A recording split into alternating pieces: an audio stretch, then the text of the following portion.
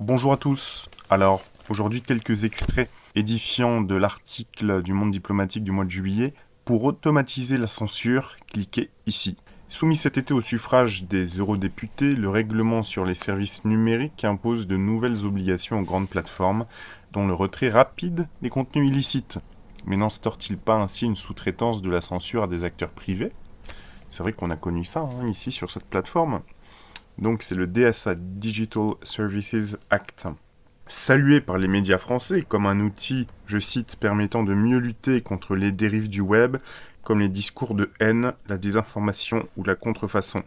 Le Monde, 23 avril. Capable de réguler le Far West des plateformes en ligne, ce texte menace en réalité le droit à la liberté d'expression et l'accès à l'information en ligne sur le continent européen.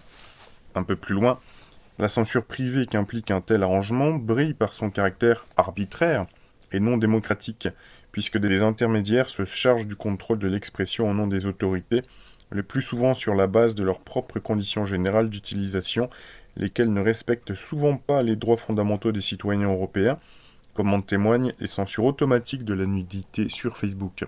Mais le règlement sur les services numériques comporte également plusieurs nouveautés. Il crée par exemple le statut de signaleur de confiance.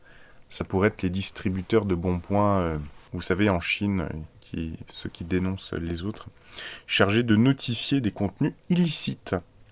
Qui peut revendiquer un tel statut?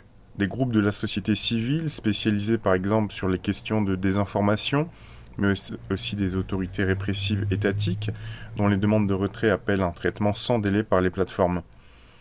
On imagine sans peine l'inquiétude de groupes d'opposition à une époque où les gouvernements libéraux et autoritaires qualifient de fake news les discours qui contredisent leur vision du monde.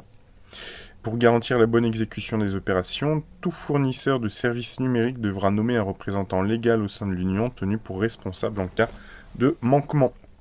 Certains acteurs souhaitaient aller plus loin et soumettre à la loi non plus seulement les contenus illicites, mais également les contenus préjudiciables, comme les fausses nouvelles et la désinformation et même les expressions radicales, à l'instar d'une proposition du règlement du gouvernement français passée inaperçue jusqu'à présent. On vous en a pas parlé au journal de TF1. Et expression radicale, ça pourrait être quoi? Si je dis ce capitalisme pervers, c'est une expression radicale. En termes de contenu préjudiciable, si je dis de façon sourcée que Jacques Attali avait dit dans des propos recueillis par Michel Salomon dans L'Avenir de la vie que les êtres humains, après l'âge de 70 ans, n'étaient plus utiles à la société, perdaient en rentabilité, est-ce que c'est préjudiciable? Oui, ça l'est sûrement, mais il faut assumer ses responsabilités. Même quand on a dit une chose il y a 40 ans. Il peut y avoir d'autres exemples, avec ce cher Thierry Breton qui parle beaucoup, mais sous l'égide duquel, quand il était chez France Télécom, il y a des dizaines de personnes qui se sont suicidées. C'est préjudiciable ça de le rappeler? Sûrement, sûrement. Voilà, je vous dis à très bientôt pour une nouvelle vidéo.